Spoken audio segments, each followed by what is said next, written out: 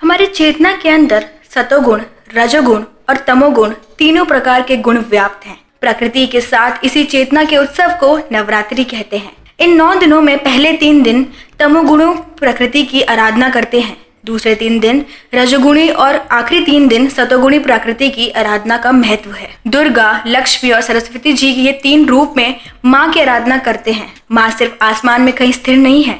ऐसा कहा जाता है कि आखिरी दिन फिर विजयोत्सव मनाते हैं, क्योंकि हम तीनों गुणों के परे त्रिगुणातीत अवस्था में आ जाते हैं। काम, क्रोध, मद, मत्सर, लोभ आदि जितनी भी राक्षसी प्रवृत्ति हैं, उसका हनन करके विजय का उत्सव मनाते हैं। रोजमर्रा की जिंदगी में जो मन फंसा रहता है, उसमें से मन को हटा करके जीवन के जो उद्देश्य व आदर्श हैं, उसको निखारने के लिए ये उत्सव मनाया जाता है। एक तरह से समझ लीजिए कि हम अपनी बैटरी को रिचार्ज कर लेते हैं। हर एक व्यक्ति जीवन भर या साल भर में जो भी काम करते करते थक जाते हैं, तो इससे मुक्त होने के लिए इन 9 दिनों में शरीर की शुद्धि, मन की शुद्धि और बुद्धि में शुद्धि आ जाए, सत्व शुद्धि हो जाए। नवरात्रि के व्रत करना ज्यादातर लोगों को पसंद होता है, क्योंकि पूजा पाठ और भोजन से जुड़े कुछ नियमों के अलावा नवरात्र के व्रत में बहुत अधिक बंधन होते हैं। हिंदू धर्म में वैसे भी व्रत को शरीर और मन की शुद्धि से जोड़ा गया है, ना कि किसी भी तरह की बहुत अधिक पाबंदी से। नवरात्रि हिंदुओं के लिए सबसे पवित्र दिन होता है। देवी दुर्गा के उपासक सुख समृद्धि के लिए 9 दिन का व्रत रख देवी माँ की पूजा की जाती है। जो व्यक्ति संयम के साथ नवरात्रि व्रत के नियमों का पालन करता है, उन पर माँ दुर्गा का आशीर्वाद बना रहता है। लेकिन वहीं जो व्यक्ति नवरात्रि के नियमों का ठीक से पालन न कर छोटी सी गलती कर देता है, तो इन पर देवी माँ क्रोधित हो सकती हैं और इन पर मुश्किलों का पहाड़ टूट सकता है। आइए जानते हैं क्या है वो गलती जिसे नवरात्रि में करने से व्रत करने का फल नहीं मिलता। भूल से भी ना करें ये गलतियां। अगर आप नवरात्रि के दौरान दुर्गा सप्तशती या चंडी का पाठ करते हैं, तो भूल कर भी इसे बीच में अधूरा ना छोड़ें। अगर आप नवरात्रि के वक्त घर में कलश स्थापना करते हैं और अखंड ज्योति जला रहे हैं, तो इन दिनों घर को खाली ना छोड़ें। अगर आप नवरात्रि का व्रत रखते हैं, तो इस दौरान दाढ़ी, बाल और नाखून नहीं काटने चाहिए। अगर आप 9 दिन का व्रत रखते हैं, तो इस दौरान गंदे और बिना धुले कपड़े नहीं पहनने चाहिए।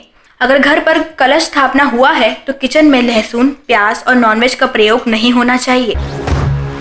अगर आप दुर्गा चालीसा या दुर्गा सप्तशती का पाठ कर रहे हैं, तो बीच में दूसरी बातों में या बोलने या झूठ बोलने से बचना चाहिए।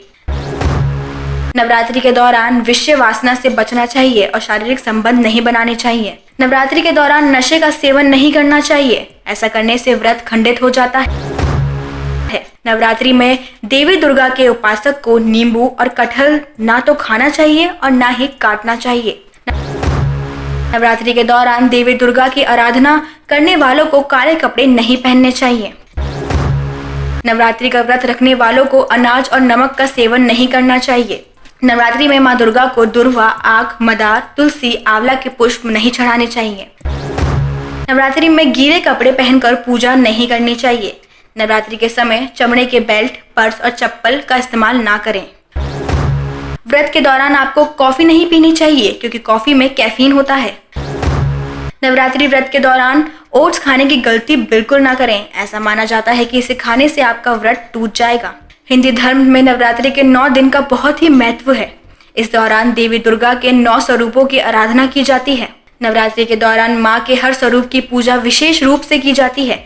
ऐसे में नवरात्रि में व्रत रखने वालों को चाहिए कि इस दौरान प्रतिदिन सुबह 8 बजे से पहले स्नान कर लें। नवरात्रि के दौरान व्रत रखने वालों को साफ सुथरे और सूखे वस्त्र पहनकर माँ दुर्गा की आराधना और पाठ करना चाहिए। माँ दुर्गा को खीर, मालपुए, मीठा हलवा, पंचमेवा, मिष्ठान का भोग लगाना चाहिए। यहाँ दी गई जानकारी सामान्य मान्यताओं, घरेलू नुस्खों और जानकारियों पर आधारित है। इसे अपनाने से पहले विशेषज्ञों से सलाह अवश्य लें। आशा है कि आपको ये वीडियो पसंद आया होगा। ऐसी ही जानकारियों को जानने के लिए सब्सक्राइब करें हमारे चैनल को। नमस्कार।